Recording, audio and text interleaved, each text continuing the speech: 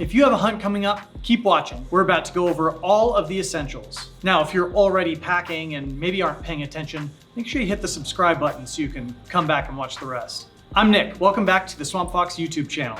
Tommy and I just got back from an elk hunt and spent some intimate time with our gear, better teaching us what we should and should not have done. So let's jump right into it. We'll start with the fun stuff. Let's talk about our rifles. I was using a Ruger American Gen 2, this one in 308. It was a standard model that we bolted on some things to help us on our journey. Starting at the muzzle, we threaded on an anechoic Anechoic 30 suppressor. This is an excellent choice for a hunting suppressor.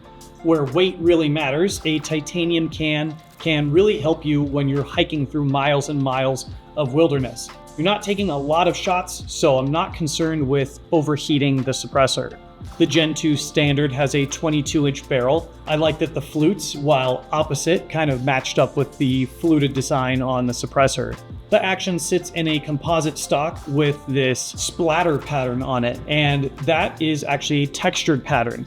It makes it much easier to hold on to that rifle. Now this one is chambered in 308, and for that we have some G9 barrier blind 308 hollow points. These are solid copper. They're gonna penetrate, hit all of the vitals that you need to hit, and make sure that you have an ethical shot. Mounted on top is the Warhawk 4-20. This has the mill reticle. I like to keep things consistent across the board, and mills is just what I know. But if you're used to MOA, we have those too. The Warhawk also comes in several magnification ranges. Bipods are not necessary while hunting, and most people don't take them.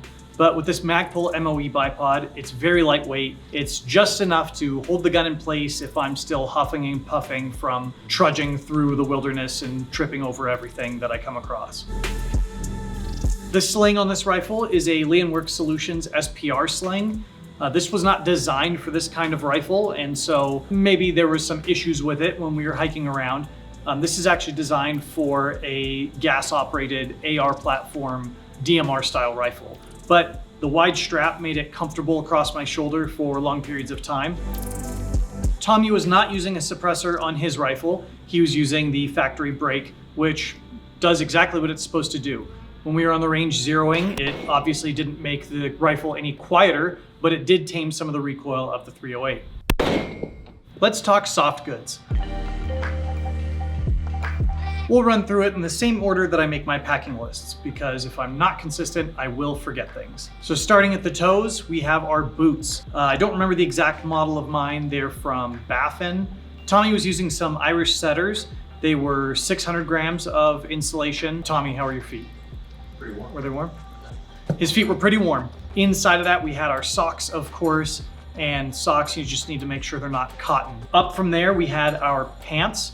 Of course, layering is very important in cold environments like this, especially ones like Colorado, where sometimes it's cold in the morning and by noon it's 80 degrees. Layering also allows you to shed those layers as you go throughout your day. Maybe you work up a sweat hiking up a mountain, then suddenly find yourself sitting in a cold meadow.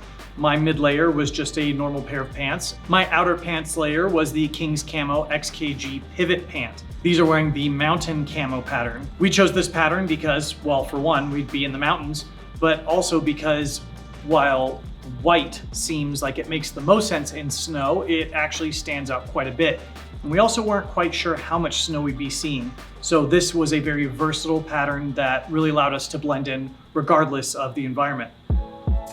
Looking up top, I had my base layer, of course. My mid and outer layers were both part of the King's Camo XKG series. And it was a little bit deceptive. At first, when you get them, you realize that they're very, very thin, and you think there's no way they're gonna keep you warm. But the opposite was true. In fact, I had to take the outer layer off quite a few times while hiking because they did such a good job of retaining heat and keeping me warm.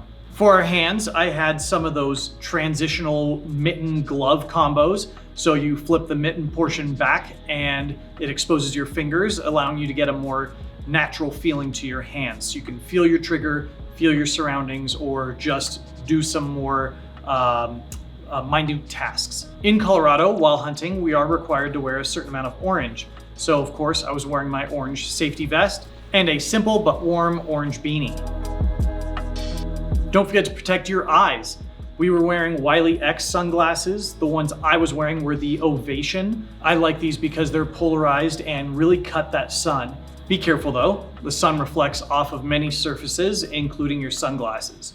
So that was clothes, but on top of that, we have things to carry our gear. Starting with my chest, I was carrying the Eberly Stock Bravo. And in the Bravo, I had my binoculars, rangefinder, and a little special treat for later. But starting with the main compartment, just pull forward on the tab and you have access to a felt-lined compartment for your binoculars. These are the Maven B3 binoculars. The rangefinder is also from Maven and sits in a separate pouch, also from Eberly Stock. This one is magnetic, which keeps that flap closed as you move around. On the other side, in another Eberly Stock pouch, we had our Apple. That was a morale boost. And we'll get to food a little bit later. On my back was an Eberly Stock mod frame. This allows you to put basically anything between the frame and the bag. The intention was to put elk quarters there once we got our animal. Attached to that is the Vapor 2500. This bag was the perfect size for this hunt. It wasn't too large, but it was also not so small that I couldn't carry the gear I needed to carry. Inside the bag, I had clothes, knives, things of that nature. On the topic of knives, I had a Montana Knife Company Speed Goat, and I had a custom knife made for me years ago by Dagger and Knot, a local Colorado company. In the hydration pouch, I had a 3-liter Camelback, which would be excellent had it not frozen immediately when we got out into the field. Now, we were hunting in a fairly large party, and from time to time would communicate with other members of the hunting group. So we had radios with us. Whether you use radios or satellite messaging, it's a good idea to have some way of communicating with the outside world should there be an emergency.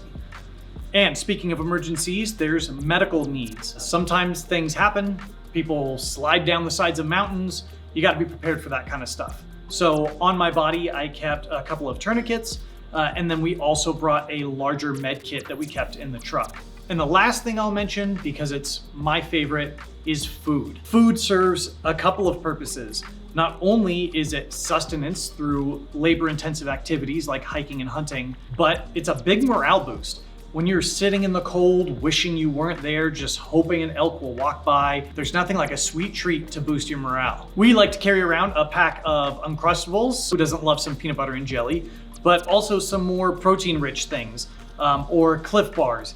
Anything that's gonna give you the nutrients you need, the fuel you need to keep going, and also put a smile on your face. Well, that just about does it. That is a pretty complete list of all of the gear that we took with us on our hunt. That's gonna be dropping really soon, and I'm very, very excited for you to see all of the beautiful things that we saw. Thank you again for stopping by. We always appreciate your time. Make sure you subscribe, and if you have any additional gear that you think we should have brought, drop it in the comments. Thanks guys, we'll see you around.